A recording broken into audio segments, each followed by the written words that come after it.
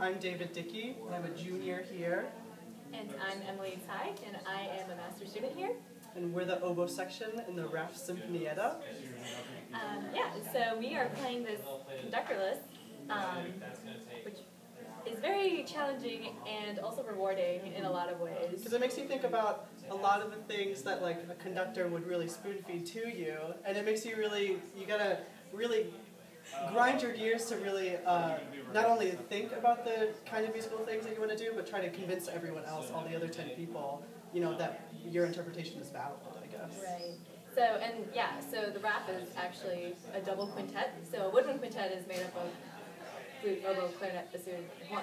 But there's 2 of each player in this piece, and so there are 10 players. And it's really nice to have no conductor because you can really say your opinion, like David said, and then you can discuss it amongst people, whereas in an orchestra setting, it's like whatever the conductor says goes, and then... Yeah, but at the same time, you have 10 people without a conductor, you kind of have 10 conductors trying to want to put in their input, and so there are a lot of times when you have to like take a break, and we need to take a break and really try and, a lot of people have differing opinions, and we'll have to sometimes battle it out, but it usually comes to good fruition. So one of the challenges that we had without not having a conductor is that starting movements, ending phrases, that's what, and then keeping tempo. Like one of the major things that we had to work on was with a metronome. We actually plugged in a metronome to a loudspeaker, and because we kept fluctuating whenever the conductor usually keeps the time for us. So that was one of the challenges. Another challenge is just, like I said, starting the piece, where instead of a conductor cueing you in, we got to cue other people in, and it's some people were more experienced in that, some people were not as experienced in that, and so we had to work with, But it's nice because it really incorporates a lot of the chamber music skills that we've learned for so long in much smaller ensembles, but we really need to very much fine-tune it when it comes to so many people, because it's hard to get something together. Yeah, and also since Maryland is such a chamber music school, this is a really good way to implement that in large ensembles.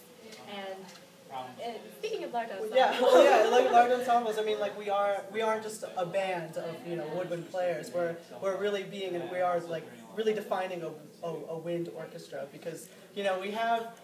I mean, they're the first players that we have to play under and really, let them, be the first players. And we're not really I'm playing second oboe, and I'm not really always acting as a second violin because you can really hear me all the time.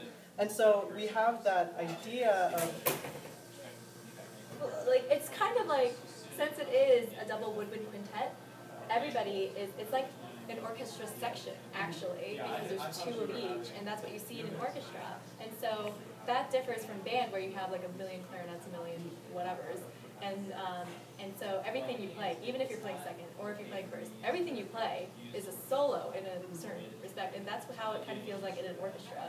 So that's how it's different from band music, where most of the time people are playing the same rhythm or the same something with 10 million other people. And in here, we kind of have to make our part important, make our part musical on our own. Mm-hmm. But it is a lot different from playing in an orchestra at the same time, because as a second oboist, I would mainly be always playing with the first oboist. But in this kind of orchestration, I'm a lot of times playing with the second horn player, or the first bassoonist, or the second clarinetist, and that's something that you really only do in small chamber music. And applying this to almost a large orchestral setting it's kind of exciting to play with in the same kind of music in different arrangements of instruments. It's cool. Mm-hmm. So we hope you enjoyed the. We hope you enjoyed.